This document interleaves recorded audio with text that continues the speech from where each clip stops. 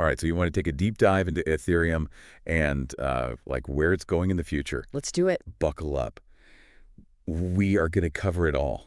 Yeah. We're checking out this video from, I think it's called Channel Name. Okay. They, they go into Ethereum's updates and what it means for us, for regular people. Right. So if you're like getting ready for some meeting or presentation, or you're just like, catching up on blockchain stuff, or I don't know, you just like see it in the news all the time. You're like, what is this thing? Yeah. Then this is for you. Get ready for a 99% energy drop. Wow. Yeah. And a glimpse into this thing called sharding, which I'm going to be honest, I didn't really get until I like watched the video. It's pretty cool. Okay, that's interesting. And we'll talk about why Ethereum's rivals might need to watch out. Okay, cool. Let's get into it. So Ethereum, it's been around, for a little while. It launched back in 2015. And I mean, it's the foundation for so much stuff, DeFi, NFTs, dApps, like all this stuff we hear about. It's kind of built on Ethereum. Yeah, it's really become the bedrock of, a lot of innovation in the space. Definitely. But, it's had some problems, right? Some growing pains. Yeah, it's not been a smooth ride the whole way. Right. Like one of the big things early on, at least from what I heard, was like the whole energy consumption thing, right? Like the proof of work system. It just took a ton of energy. It was a huge concern, yeah. Yeah, which is why, the merge back in 2022, I think it was such a big deal. Right. Switching over to proof of stake and, I mean, just cutting like 99% of the energy use. Exactly. Crazy. Yeah, and it wasn't just about, being environmentally friendly, although, that was a big part of it. Right. But it was really necessary to kind of set the stage for all these, like, crazy future upgrades they have planned. Yeah, like it was step one to get to all the next levels. Yes, totally. That's awesome. So speaking of, like, big things, the Shanghai Upgrade, that was in 2023, I think.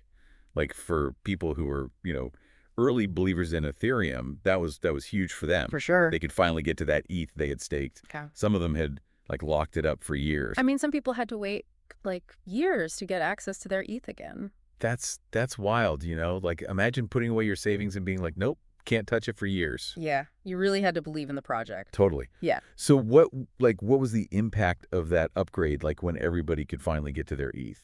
Well, it really boosted, participation and decentralization. More people felt comfortable staking their ETH, knowing that, okay, I'm not going to have to lock this away forever. Okay, that makes sense. But more people, like doing stuff on Ethereum, that means more demand on the network, right? For sure. Which brings us to Proto-Danksharding. This is coming up in 2024. Yep. What is this thing? All right. So Proto-Danksharding is, I guess you could say, a stepping stone to full Danksharding. And it basically focuses on making layer 2 solutions more efficient. Like, think of it this way. It allows data to be kind of blobbed together, more efficiently, and that reduces the cost of using layer 2 networks. Okay, so it's like making traffic flow smoother on those like Ethereum side roads. Yeah, exactly. You got like Optimism and Arbitrum; those are layer 2 networks. Gotcha. Okay, so that makes a lot of sense. But even with all these improvements, like Ethereum still kind of has its challenges, right? Yeah, definitely. Like I've heard horror stories about gas fees like getting crazy high. Oh, yeah, for sure. Especially during peak times, when the network gets congested, gas fees can skyrocket. Yeah, and it's like, like trying to get an Uber or a Lyft when everybody's trying to go home after work. Exactly. Like surge pricing. You pay a lot. Yeah. It's the same idea. Ouch. So that's where the competition comes in, right? Yeah, for sure. Like you got Solana Cardano. Mm-hmm. They're like out there saying, hey, we got lower fees, faster transactions.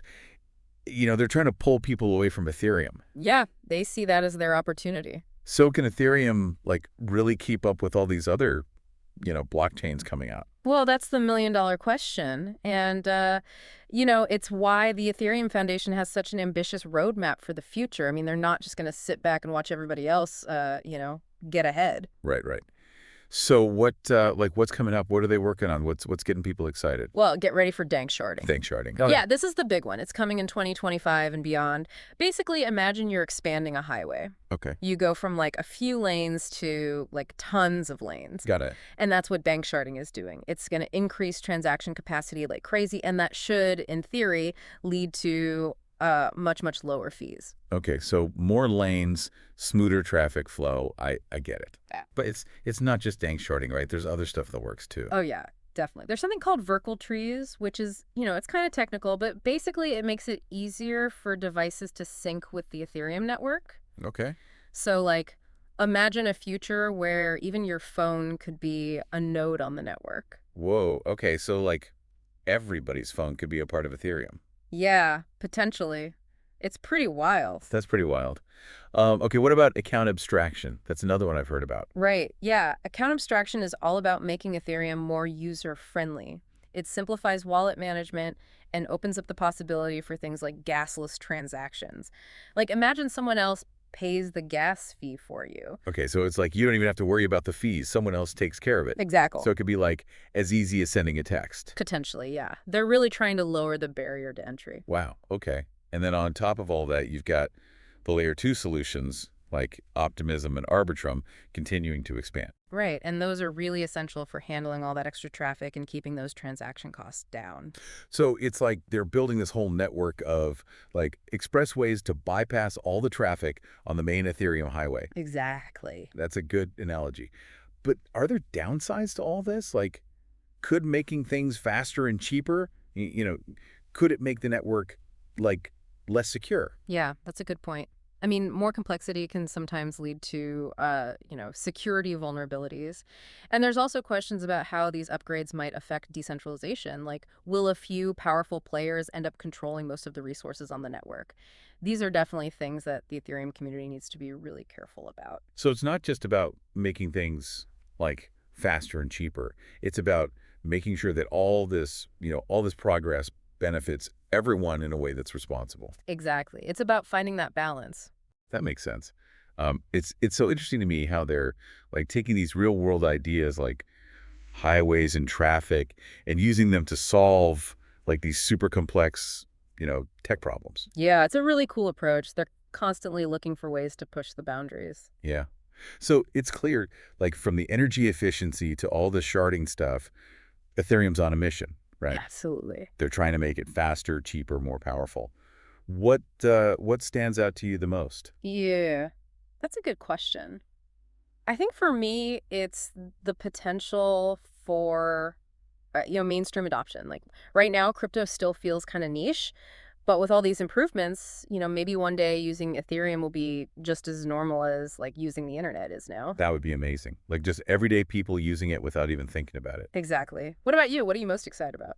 I think it's the whole scale of what they're trying to do. It's just mind-blowing to think about the impact this could have on the world. Yeah, it's pretty incredible. So, with all these changes coming up, what do you think the future holds for Ethereum? Honestly, I think the possibilities are endless. And how do you think that future might, impact your life like down the road? Think about it. Keep exploring. Yeah, this is just the beginning. It's just the start. We'll see you next time. See you next time.